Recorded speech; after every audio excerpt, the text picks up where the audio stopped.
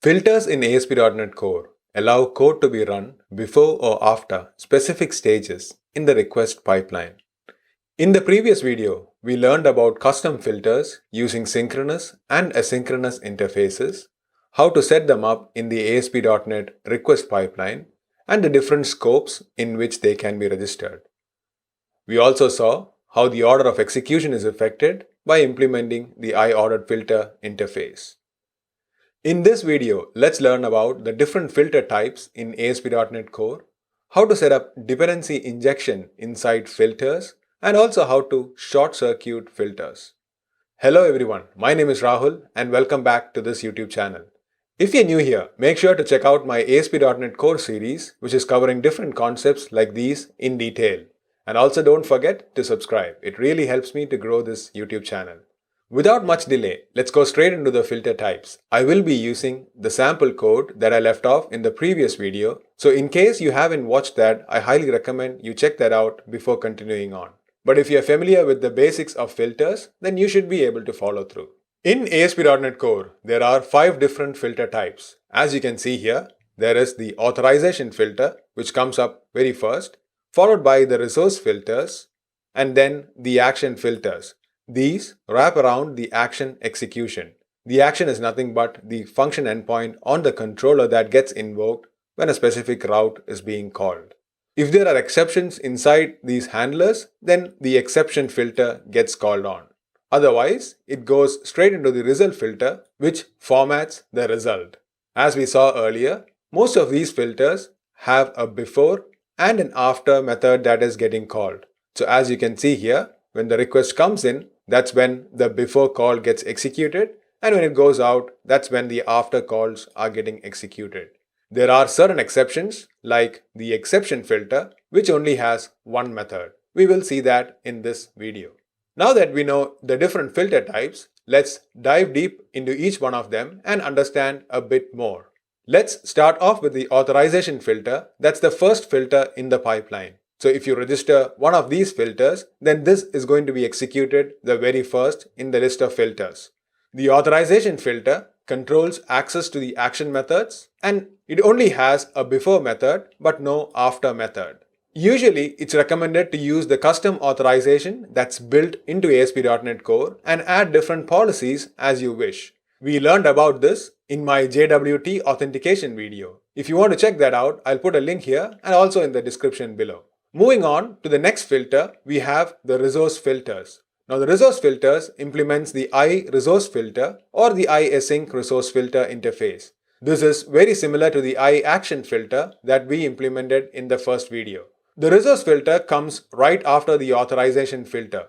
Its execution wraps almost all of the filter pipeline. So if you have added a resource filter, then it will wrap around all the other filters inside your pipeline. Let's see an example of resource filter by implementing one. So let's head back to our rider solution where we have the mySampleActionFilterAttribute and also the AsyncActionFilterAttribute as implemented from the last video. Now before we go on implementing a resource filter, let's slightly update these text so we can differentiate between these different filters. So in this case, let's name this with the filter name. So let's say action filter. Let's put a dash. Let's call this before async because this is an async method. And let's also specify the name. So this allows us to understand which method of which filter got executed. Similarly, let's also add in the term action filter after async and just the name. Now going back to the mySampleActionFilter, let's do the same. So let's call this as action filter. Let's just name this before because this is not an asynchronous implementation, and let's call the name again as before. In this case, we also have the order, so let's pass that in so that we understand what the order is. Let's copy and paste this and just rename this to be after instead of before. I have left everything as similar from the last video, so inside the startup, we have the filters added, which is the action filter, which specifies the string as global. And also the weather forecast controller has a mySampleAsyncActionFilter with controller on its controller, and also an attribute with action as the name and -10 as the order on the get method. Now since this is minus 10, this is supposed to be running first in this chain.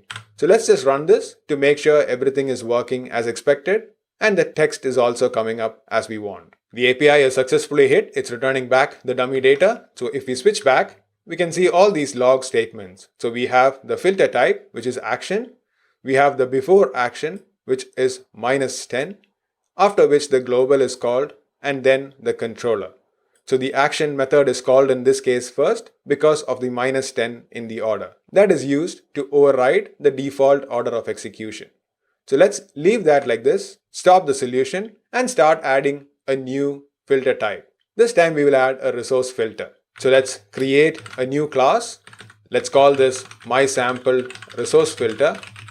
Let's also name it as an attribute since we will be using it as an attribute, and inherit from the attribute class because that's the convention in .NET, and also implement the iResourceFilter interface. This makes it a resource filter. So let's make sure to implement the missing members, and this has two methods as expected. That is the resource executing and the executed method, which gets called before and after. So let's implement these interfaces. Now as before, since this is a synchronous filter implementation, let's go to the sample action filter and copy and paste this console line. So in this case, we will override the action filter to be resource filter. Similarly, let's change this to be resource and also change the before to after because this is in the after method that's getting called. Let's remove the order since we don't need that in this particular example. So let's add in a constructor to take in the name. So we can add in a string name and add in a backing property for this as well. Let's go ahead and start using this from our startup.cs class. So let's register a new filter and we can register the mySampleResourceFilter inside here. So this also takes in the name. So let's keep this as global. Now let's run this to see if it's working as expected. The application is running successfully. Let's switch back to Rider and we can see all the log statements here. Now in this case, it's first executing the resource filter, the before global call, after which the action filters are called. Now when it ends and when it goes out, it also calls back onto the resource filter. So as we saw in this diagram, the resource filter is wrapping around this entire other pipelines of filters. And this is getting called right after the authorization. Since I don't have any authorization, this is the first one in this current application. Now, even though the action filter had a minus 10 in the order, it still is getting executed after the resource filter. So if you see here, the action filter with the minus 10 is only getting executed after the resource filter. So anytime the ASP.NET Core sees the list of filters added, it first orders them by the type. So the authorization comes first, resource, followed by action, exception, and then the result, within which then they order based on the order or the scopes that it is registered in. So then it looks at the ordered filter's order property and sorts it accordingly. To understand this further, let's come to the weather forecast controller and add in a myResourceFilterAttribute on the get method as well. So let's call this mySampleResourceFilter and pass in the name as action. So since this doesn't take up an order, let's leave this as empty. Let's make sure to build and run the application again. The application is running. So if we come back to the rider, so here we can now see that the resource filter global is getting executed first, followed by the resource filter action attribute. Only after that, the other action filters gets executed. So it's ordered based on the filter types and then the order within that based on scopes and the order that you have explicitly set. As with the action filter that we saw, if you want to make the iResource filter an asynchronous filter, you can implement the iAsync resource filter interface.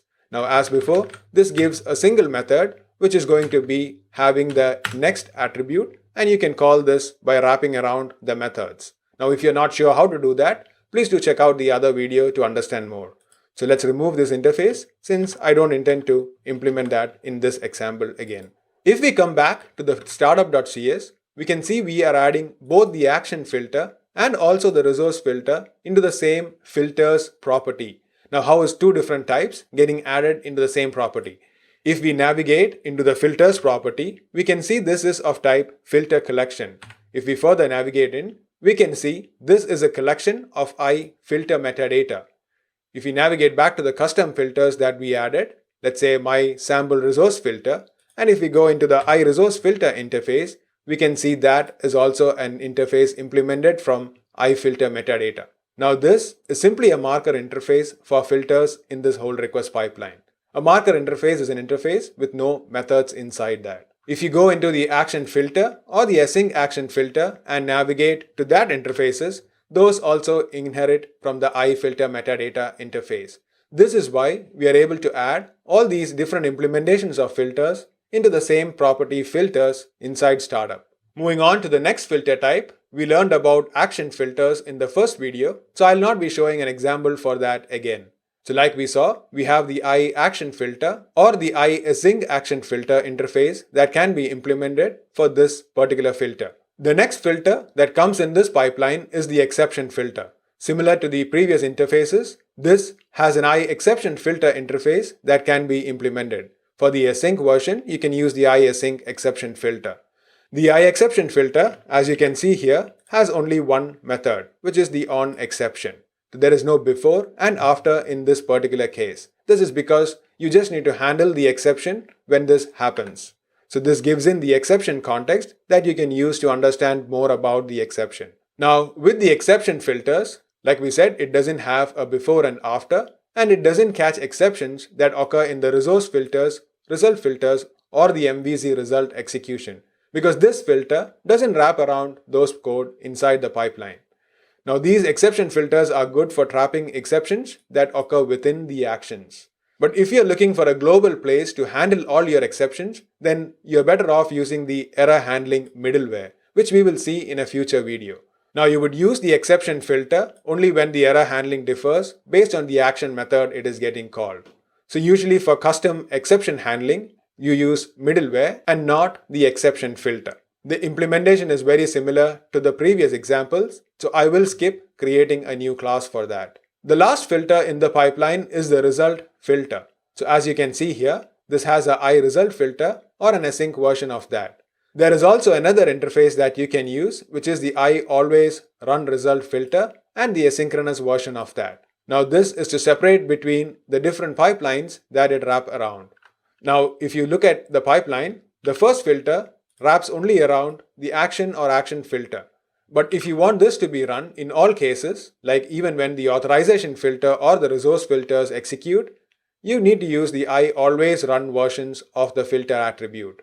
Now these are more advanced and very less likely to be used inside your applications. But if you need to, please come here to the documentation and check to understand more. Now this brings us to the next topic in this video, which is about dependency injection inside these filters. Up until now, inside the startup classes, we were manually creating the filter attributes. So you can see here, we were using the new and calling in the constructor explicitly and passing in the parameters. Similarly, in the weather forecast controller, we were explicitly passing in these parameters inside the attributes. So this is also creating explicitly those instances. Now what if you want to dependency inject services to your filter attribute classes? Let's see how we can do that. Dependency injection with filters is supported using specific types. So we can use either the ServiceFilterAttribute or the TypeFilterAttribute or implement an iFilter factory by itself. But let's just see examples of the first two and how they differ in this video. So let's head back to Rider and create a new filter for this example. So let's create a new class.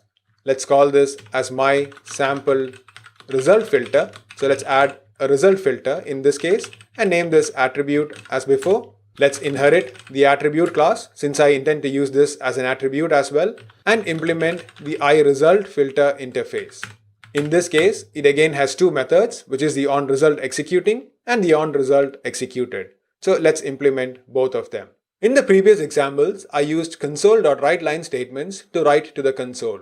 But let's, for a change, use the iLogger interface. So let's inject that into this class using the constructor. So let's go ahead and add in a constructor, specify the iLogger. Let's also specify the class name, which will give us the category-based logger. If you want to learn more about logging in ASP.NET Core, I have you covered with another video. Make sure to check that out if you want to learn more. Let's make sure to have the required using statements and then take in this as a logger property. Let's also add a backing field using the _logger. To start using the logger, let's remove this and say log information. And we can similarly say this is the result filter. In this case, this is the before method and there is no name for now. So let's leave it blank. So let's copy this and replace this with the after and the same filter name. So let's say after. So now we have the filter attribute defined. Let's close all other files and open up the filter attribute that we just added. To start using this, let's go into the startup.cs class and we can register this inside the options.filters. Now I could go and create a new instance and pass in the logger instance explicitly, but that's not what I want. So let's go ahead and use the options.filters and use the add service method to register this filter. So this is going to register this as the service filter type that we saw before. So let's use the generic version of this and specify the mySample result filter in this case because that's what we want to register. Now since this is going to resolve this class implementation from the dependency injection service collection, we'll need to register this type into the collection as well. So let's go to the first line into the service collection. Let's register this filter attribute. So let's use add transient and specify the type using the mySample result filter attribute. So this line is registering the mySample result filter attribute into the service collection as a transient type so that whenever the filters requires it, it can resolve it from the dependency injection. With that specified, let's run this to make sure this is working as expected. The application is running and it returns back the dummy data. So let's navigate back to Rider and we can see all the log statements inside here. So first, as expected, the resource filters gets executed and then all the action filters because that comes next. Now following that, we have the result filter getting executed. So here you can see the log statements are different because we used the logger instance to write these statements. So we have the information attribute as well, indicating this is a log information. So after the result filters, the resource filters after methods are getting called because that wraps around the whole pipeline. To understand more about the dependency injection lifetime, let's navigate back to the result filter and start adding a new GUID inside this constructor. So let's add a new random ID property and specify this as a GUID.newGUID. So anytime this class is going to get created, it's going to create a new GUID in this particular case. So let's create a field for that and also log this inside our log statements. Let's use string interpolation here and specify GUID inside of here as well. Let's say random ID. Similarly, we can use that in the result filter after call as well. So let's specify dash and the random ID that we just created. Now this is going to call and log this random ID every time this method is going to get executed. This random ID will get a new value only if a new instance of this particular attribute is created. In the startup.cs, we had registered this as a transient, which means anytime a type of this is required, it will create a new instance. Let's see if that's working as expected. The application is running, so let's navigate back. You can see the GUID is getting written here. The before and after gets the same GUID because it's the same instance of that particular attribute. Now if we go back to the browser and refresh this call, the whole pipeline is going to get executed again.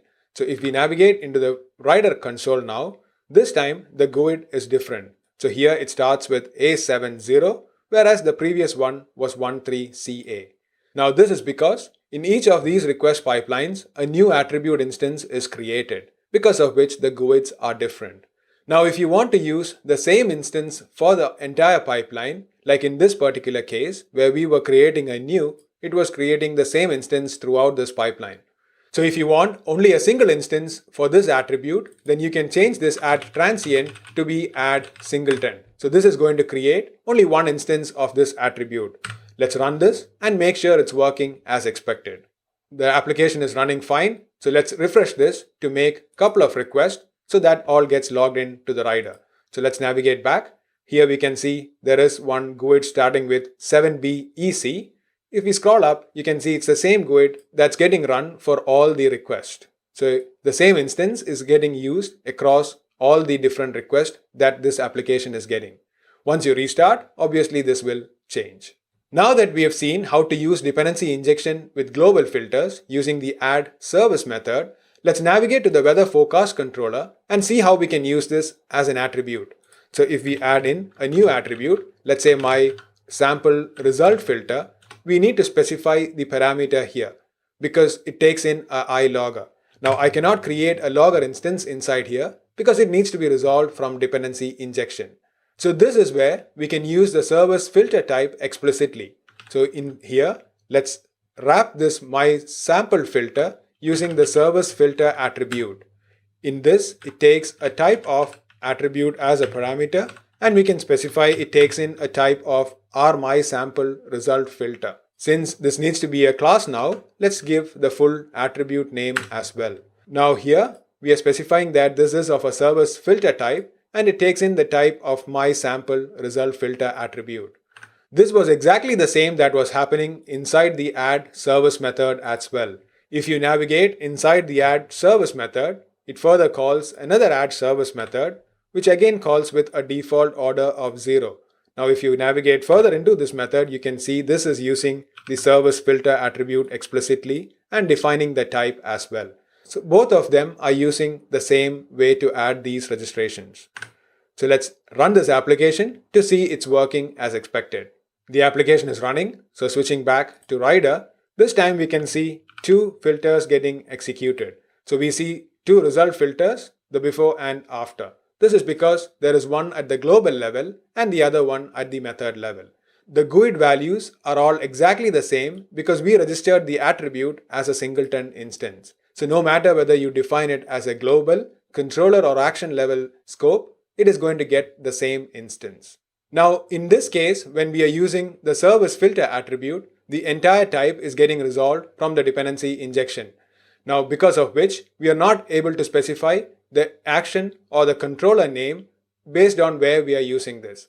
So let's say if you want to use this as an example, maybe in your application it might be different parameters that you need to provide based on the location it is getting used. So in these cases, we can use the TypeFilterAttribute attribute. So let's navigate into the my sample result filter and pass in a string name as before. So let's give in a string name. So to get this working with the current, let's give this a default value. Let's call this global. Add a backing property for this name. So let's create a read-only field. Let's make sure to move this into a new line so it's all left aligned. And we have the underscore name and we can start logging this as well. So right after before, let's specify underscore name. Similarly, in the after method, let's specify the underscore name. Now if you run this, we are going to get the default value, which is global in this particular case. We can see all these values are getting the default global. This is because the dependency injection container is passing on the default value because it doesn't know how to resolve a string. Now if you want to explicitly specify the string, let's say inside the weather forecast controller, we want to make this as action. Instead of the service filter attribute, we can specify the type filter attribute. The type filter attribute is very similar to the service filter attribute. But in this case, the type isn't resolved directly from the DI container, which means the attribute class itself is not resolved from the DI. Only the dependencies that the attribute class might have is used from the DI. So the class itself is instantiated using the dependency injection.object factory. This is very similar to creating a class explicitly and looking for dependencies inside the service collection and using them to fulfill it. But this also allows us to override parameters to this particular class. To do that, let's pass in the arguments property when specifying the type filter. So here, right after specifying the type, we can specify an arguments property. So in this case, we want to pass the string argument name as action. So let's specify a new object array and pass in a string which is going to be action. So based on the type, this is going to infer this is a string and use that wherever a string is required inside the filter attributes constructor. For our example, it's going to be the name. So let's run this again to see if this works as expected. The application is running, so let's switch back to Rider and we can now see here that inside the result filters, the first call gets called with global because that is the one that's registered in the startup.cs, and then the result filter is again called with the action. So this is the explicitly passed parameter using the type filter arguments property. As you can see, the GUID is also different in this case because the instance is created different from the container. So even though we registered it as singleton, only the global one gets the singleton instance. Since we use the type filter to create the action specific instance, it's getting a new GUID. So if we were to refresh this call, we can see the global one is still remaining the same with the GUID. So it starts with 6EA. So it's the same in the next call as well. However, the one for action is different, which is 75 in this case, but 375 in the previous one. Because for each request, it is a different instance of that filter being instantiated. Now, if you want to use the type filter way or in the startup.cs, instead of add service method, you can call options.filters and simply add and pass in the type here. So if you further go into this method's implementation, you can see this is internally using the type filter. So going down all the levels of this method, you can see there is a type filter attribute being set. So the add method on the filters uses the type filter and the add service uses the service filter type. So use this based on the requirements that you have. Now in our entire pipeline, the resource filter is the one that is getting called the first. Now if you want to short circuit a request, you can do that as well. Let's say you have a cache from where you want to get the value and return that, or any other use case that you have. So you can also short circuit from anywhere within this pipeline. To short circuit a filter pipeline, all you need to do is to set the result property on the context that is coming in. So let's say new content result and pass in a content for this particular class. So let's specify this is a short circuited pipeline and run this application. Now since this filter is going to get executed the first, it's not going to go to the other sections of this request pipeline. The application is running successfully. So as you can see, we get back a this is a short circuited pipeline message because we explicitly set the content property of the result. So if we navigate back into Rider, we can see only the before global call is getting called, which is exactly after that we created this short circuit. You can use this inside your filters based on your requirements. I hope this helps you to understand more about filters in ASP.NET Core. We saw the different types of filters that's available, how they are ordered relative to each other, and also how to use dependency injection inside these filter attributes. If you like this video, please make sure to hit the like button. If you have any questions or feedback, please do drop them in the comments. I have a lot more videos planned around Azure, .NET Core and ASP.NET Core. So if you want to be notified when they come out, make sure to hit that subscribe button. It also helps me to grow this YouTube channel. Thank you and see you soon.